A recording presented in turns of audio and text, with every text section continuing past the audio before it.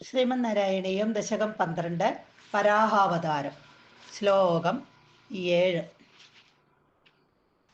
ഗജാനന പത്മാർക്കം ഗജാനനമഹർനിശം അനേകദം തം ഭക്താനാം ഏകദന്തമുപാസ്മഹേ.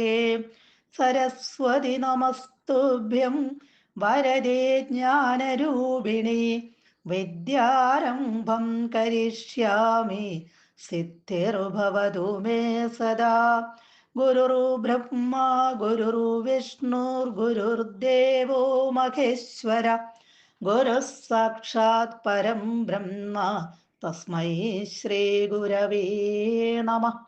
ഓം നമോ ഭഗവതേ വസുദേവായ. ഊർധ്വപ്രസാരി പരിധൂമ്രവിധൂതരോമാ പ്രോക്ഷിപ്തവാലധിരവാങ്മുഖഘോരഘോണ തൂർണപ്രതീർണ ജലദ പരിഘൂർണദക്ഷ്ണ സ്തോത്രൂന്മുനീൻ ശിശിരയല്ലവതേരിധത്വം. കഴിഞ്ഞ ശ്ലോകത്തിൽ നമ്മൾ കണ്ടു, ജനലോകത്തിലും തപോലോകത്തിലും സത്യലോകത്തിലും വസിക്കുന്നവരായ മുനിമാര് ഭഗവാന്റെ ഘോരമായ ഗർജനം കേട്ട് ഭഗവാനെ സ്തുതിച്ചു. അവരുടെ ആ സ്തുതി കേട്ട് സന്തോഷവാനായ ഭഗവാൻ വീണ്ടും ഉറക്ക ഗർജിച്ചുകൊണ്ട് വലിയ ശരീരം സ്വീകരിച്ച് സമുദ്രത്തിലേക്ക് കുതിച്ചു ചാടി. ഇനി വരാഹമൂർത്തിയുടെ ആ കുതിച്ചു ചാട്ടത്തെ വർണ്ണിക്കുകയാണ് ഇതിനകത്ത്. എങ്ങനെയാണ് ആ സമുദ്രത്തിലേക്ക് ചാടുമ്പോൾ ഉണ്ടായിരുന്ന ആ രൂപം. ത്വം നിന്തിരുവടി, ഊർധ്വ ഊർധ്വ എന്ന് പറഞ്ഞാൽ മുകളിലേക്ക്, പ്രസാരി എന്ന് പറഞ്ഞാൽ എഴുന്നേറ്റ് നിന്ന, മുകളിലേക്ക് ഇങ്ങനെ എഴുന്നേറ്റ് നിൽക്കുന്ന, പരിധൂമ്ര ചെമ്പിച്ച, വിധൂത ഇളകുന്ന, രോമങ്ങളോട് കൂടിയവനും. ഭഗവാൻ താഴേക്ക് വലിയ ശരീരത്തോടു കൂടി താഴേക്ക് പോരുമ്പോൾ ഭഗവാന്റെ മുഖം താഴേക്കാണ്. അപ്പൊ ആ വരാഹത്തിന്റെ രൂപത്തിലാണ് ഇപ്പോൾ ഭഗവാന്റെ ശരീരത്തിലെ ചെമ്പിച്ച രോമങ്ങൾ ഇങ്ങനെ ഇളകുന്നുണ്ട്. അതെല്ലാം ഇങ്ങനെ എഴുന്നേറ്റ് നിൽക്കുന്ന പോലെ നിവർന്നു നിൽക്കുകയാണ് രോമങ്ങളെല്ലാം. അങ്ങനെയുള്ള രോമങ്ങളോട് കൂടിയവനും. പ്രോക്ഷിപ്ത വാലധി, വാലധി എന്നുള്ള ധാരാളം രോമങ്ങളുള്ള വാല്. പ്രോക്ഷിപ്ത ഉയർത്തിപ്പിടിച്ച വാല്, മുകളിലേക്ക് ഉയർത്തിപ്പിടിച്ചിരിക്കുകയാണ്. ധാരാളം രോമങ്ങളോട് കൂടിയ ആ വാല് ഉയർത്തിപ്പിടിച്ചിരിക്കുകയാണ്. ആ ഉയർത്തിപ്പിടിച്ച വാലോട് കൂടിയവനും.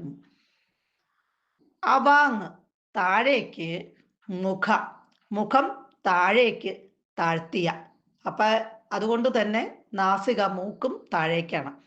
ഘോര ഘോണ ഭയങ്കര നാസികയോട് കൂടിയവനും. ഘോര ഘോണ ഘോരമായിട്ടുള്ള വലുതായിട്ടുള്ള, ഘോണ എന്ന് പറഞ്ഞിട്ടുണ്ടെങ്കിൽ ഇവിടെ ആ നാസികയാണ്. അപ്പൊ ആ നാസികയോട് കൂടിയവനും മൂക്കോട് കൂടിയവനും. അപ്പൊ ഇവിടെ പിന്നെ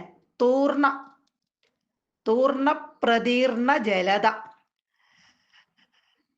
ഇവിടെ അനായാസേന ഒരു ബുദ്ധിമുട്ടും കൂടാതെ പ്രതീർണ ജലത, ജലതം എന്ന് പറഞ്ഞ മേഘങ്ങള്, കഷണങ്ങളാക്കിയ, പൊടിച്ച്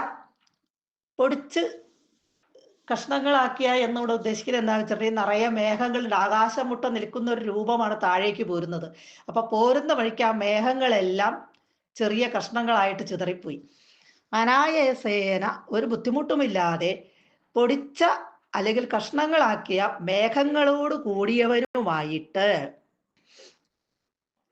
പരിഘൂർണത് അക്ഷ്ണ, പരിഘൂർണത് എന്ന് പറഞ്ഞാൽ വട്ടം കറങ്ങുന്ന, അക്ഷ്ണ കണ്ണുകളെ കൊണ്ട്. സ്തോത്രൂൻ മുനീൻ, ഇവിടെ സ്തോത്രൂൻ സ്തുതി ചെയ്യുന്ന, മുനീൻ മുനിമാരെ, ശിശിരയൻ തണുപ്പിച്ചുകൊണ്ട് ആനന്ദിപ്പിച്ചുകൊണ്ട്, അവതേരിത കീഴോട്ട് ചാടി. അപ്പൊ എങ്ങനെയാണ് ഭഗവാൻ താഴത്തേക്ക് വരുന്നത്? ഇവിടെ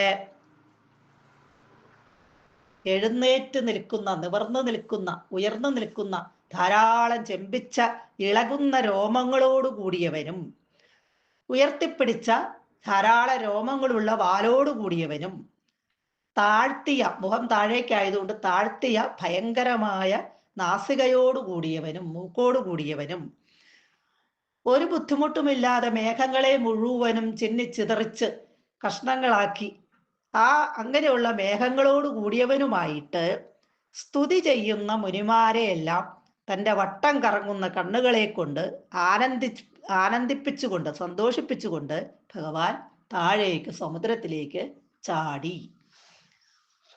സർവത്ര ഗോവിന്ദ നാമ സങ്കീർത്തനം ഗോവിന്ദ ഗോവിന്ദ.